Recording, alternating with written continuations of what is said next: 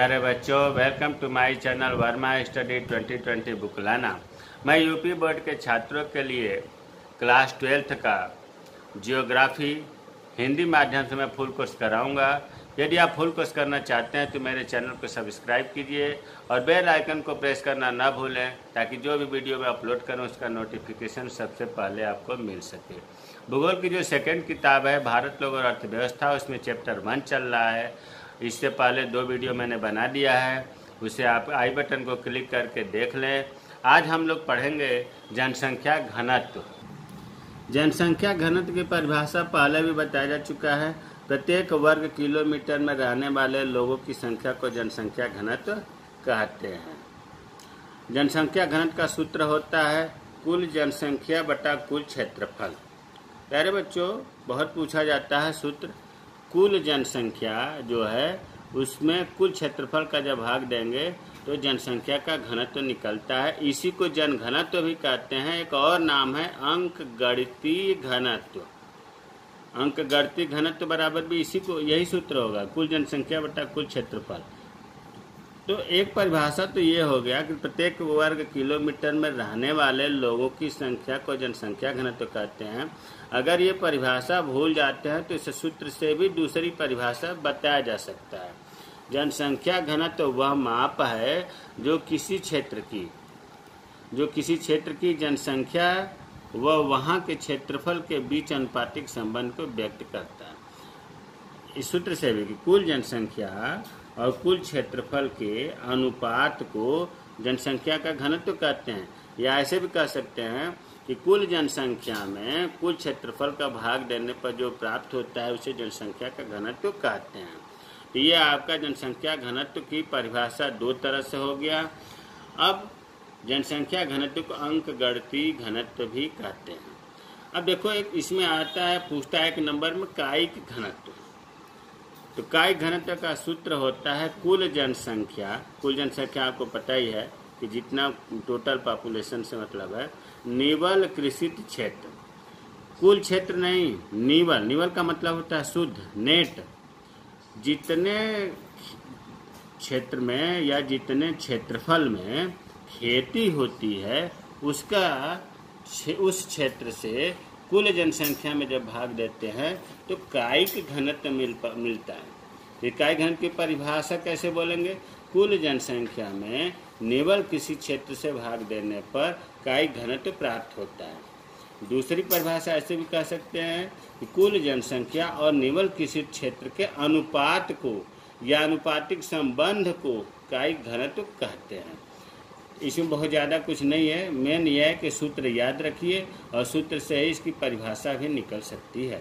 कुल जनसंख्या बटा निवल कृषि क्षेत्र। निवल को शुद्ध भी कहते हैं, शुद्ध कृषि क्षेत्र। दूसरा है कृषि घनत्व। कृषि घनत्व का सूत्र है कुल कृषि जनसंख्या बटा निवल कृषि क्षेत्र। निवल कृषि क्षेत्र अभी ऊपर बताया कि जिस क्षेत्र में खेती होती है वो निवल कृषि क्षेत्र कहलाता है। कुल कृषि जनसंख्या, कुल जनसंख्या और कुल कृषि जनसंख्या में अंतर है। कुल कृषि जनसंख्या में किसान आ गए, कृषक, कृषि मजदूर आ गए और उनके परिवार के, उस कृषक के परिवार के सदस्य सम्मिलित होते हैं। तो कृषक, कृषि मजदूर और कृषक के परिवार के सदस्यों, ऐसे लोगों की संख्या को कुल कृषि जनसंख्या कहते हैं। तो इसकी परिभाषा कुल कृषि जनसंख्या और निवल कृषि क्षेत्र के अनुपात को कृषि घनत्व कहते हैं। दूसरी परिभाषा कह सकते हैं कि कुल कृषि जनसंख्या में निवल कृषि क्षेत्र से भाग देने पर कृषि घनत्व प्राप्त होता है। अब एनसीईआरटी की बुक में क्वेश्चन दिया है कि भारत में जनसंख्या के घनत्व का स्थानिक वितरण। देखिए, नाम से थोड़ा सा घबराने की जरूरत नहीं है। आपको पढ़ाया गया है वही चीज़। स्थानिक मतलब लोकल डिस्ट्रीब्यूशन।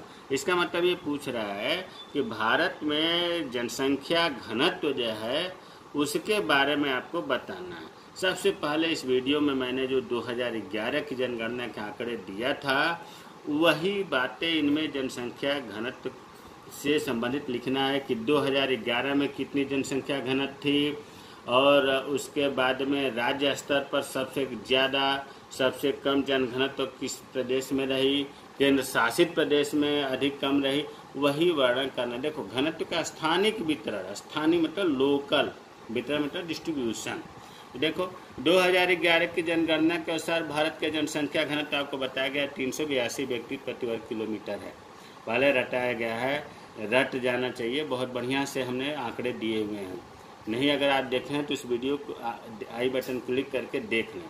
382 व्यक्ति भारत की जनघनत्व है और हमेशा जनघनत्व प्रति वर्ग किलोमीटर में निकालते हैं, तो कहेंगे कि 382 व्यक्ति प्रति वर्ग किलोमीटर।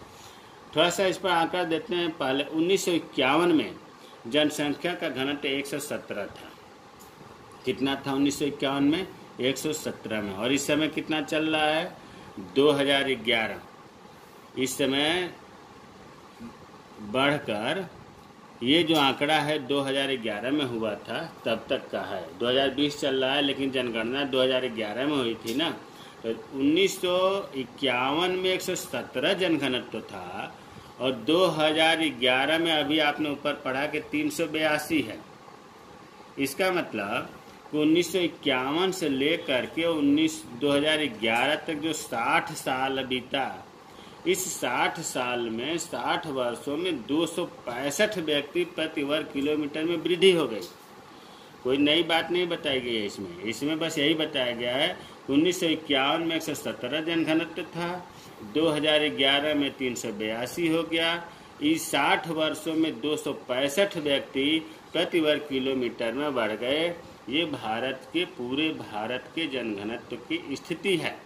अब राज्य स्तर पर देखेंगे, राज्य स्तर पर जनसंख्या के घनत्व में बहुत अधिक विषमताएं पाई जाती। विषमताएं मतलब असमानताएं। किसी प्रदेश में बहुत ज़्यादा जनघनत्व है तो किसी प्रदेश में बहुत कम है, और इसकी व्याख्या के लिए आपको आंकड़े याद करना होगा। अरुणाचल प्रदेश ऐसा प्रदेश है जहां पर जनसंख्या घनत्व कितना है? 17 मतलब प्रति वर्ग किलोमीटर में मात्र 17 लोग रहते हैं। न्यूनतम पूरे भारत में प्रश्न पूछा जाता है, पूरे भारत में न्यूनतम जनघनत्व वाला प्रदेश अरुणाचल प्रदेश। और पूरे भारत में सबसे ज़्यादा जनघनत्व कहाँ होता है? तो बिहार में। बिहार में कितना है? तो 1102। एक प्रति वर्ग किलोमीटर में 1102 लोग रहते हैं, जबकि अरुणाचल प्रदेश में मात्र 17 लोग रहते हैं। ये कहाँ से याद होगा? डाटा में आपको याद करना पड़ेगा कि भारत की जनघनत्व कितनी है, सबसे ज़्यादा किस प्रदेश में है, उससे कम 3 हमने बताया है। यहाँ केवल मेन बात यह है कि सबसे कम अरुणाचल प्रदेश में और सबसे ज़्यादा बिहार में जनघनत्व होता है। कितना होता है? अरुणाचल प्रदेश का जनघनत्व 17 है और बिहार का 1102 व्यक्ति प्रति वर्ग किलोमीटर है।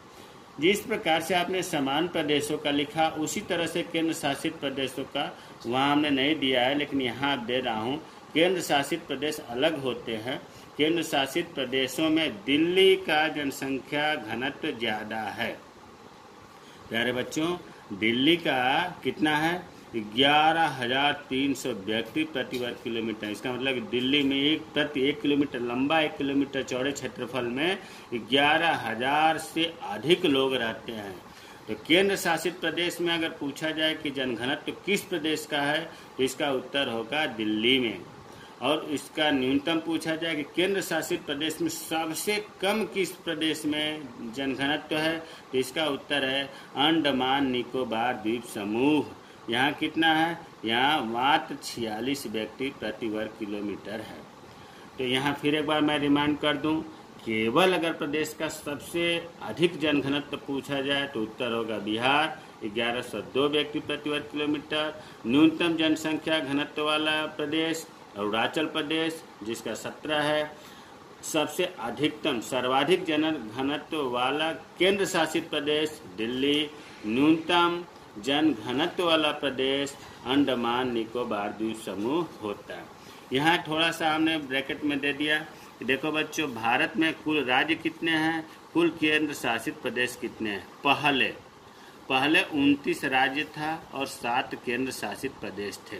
बार बार केंद्र शासित और भारत इसमें कुल समान प्रदेश में अंतर क्या है? देखो, केंद्र शासित प्रदेश केंद्र के अधीन होता है, केंद्र सरकार के अधीन होता है, इसलिए केंद्र शासित प्रदेश कहा जाता है। तो पहले कुल राज्य 29 और केंद्र शासित प्रदेश 7 थे, लेकिन अब जो है वर्तमान में ये संख्या 28 हो गई। अब आप पूछोगे कि 28 हो गई तो एक कौन निकल गया? तो जम्मू और कश्मीर निकल गया। जम्मू और कश्मीर पहले विशेष दर्जा दिया गया था इसका, उसको इस राज्य में सम्मिलित था, लेकिन ये निकल करके केंद्र शासित प्रदेश बन गया, इसलिए कुल राज्य की संख्या 28 हो गई। केंद्र शासित प्रदेश जो है 7 से 8 होना चाहिए था। अब आप कहेंगे निकला एक, यहाँ 2 संख्या कैसे बढ़ गई? जी हाँ, अगर यहाँ से जम्मू कश्मीर निकला तो एक जम्मू कश्मीर तो इसमें बढ़ा ही। यहाँ हमने लिखा है जम्मू कश्मीर का एक जगह जो लद्दाख है, ये अलग केंद्र शासित प्रदेश बनाया गया, इसलिए केंद्र शासित प्रदेशों की संख्या 2 बढ़ गई। तो अब आपको ये आंकड़े याद करना है कि वर्तमान में भारत में कुल राज्य 28 हैं, केंद्र शासित प्रदेश 9 हैं, इसमें जो 2 बढ़े वो जम्मू कश्मीर और लद्दाख बढ़ा। जनसंख्या के आधार पर सबसे बड़ा प्रदेश उत्तर प्रदेश, जनसंख्या के आधार पर सबसे छोटा प्रदेश सिक्किम है। क्षेत्रफल के आधार पर, देखो क्षेत्रफल के आधार पर पूछा जा रहा है, क्षेत्रफल के आधार पर सबसे बड़ा प्रदेश राजस्थान, यहाँ जगह कम है इसलिए आप हमारे बातों पर ध्यान दें। क्षेत्रफल के आधार पर सबसे बड़ा प्रदेश राजस्थान और क्षेत्रफल के आधार पर सबसे छोटा प्रदेश गोवा। उसी तरह से सर्वाधिक जनसंख्या वाला केंद्र शासित प्रदेश अभी ऊपर बताया हमने दिल्ली, न्यूनतम जनसंख्या वाला केंद्र शासित प्रदेश लक्षद्वीप, न्यूनतम जनसंख्या वाला केंद्र शासित प्रदेश लक्षद्वीप। और जनघनत्व का तो यहाँ दिया ही है कि सर्वाधिक जनघनत्व दिल्ली और न्यूनतम जनघनत्व अंडमान निकोबार द्वीप। तो केंद्र शासित प्रदेश के आंकड़े और समान प्रदेश के आंकड़े जरूर याद रखें, बहुत पूछा जाता है। जय हिंद, जय भारत।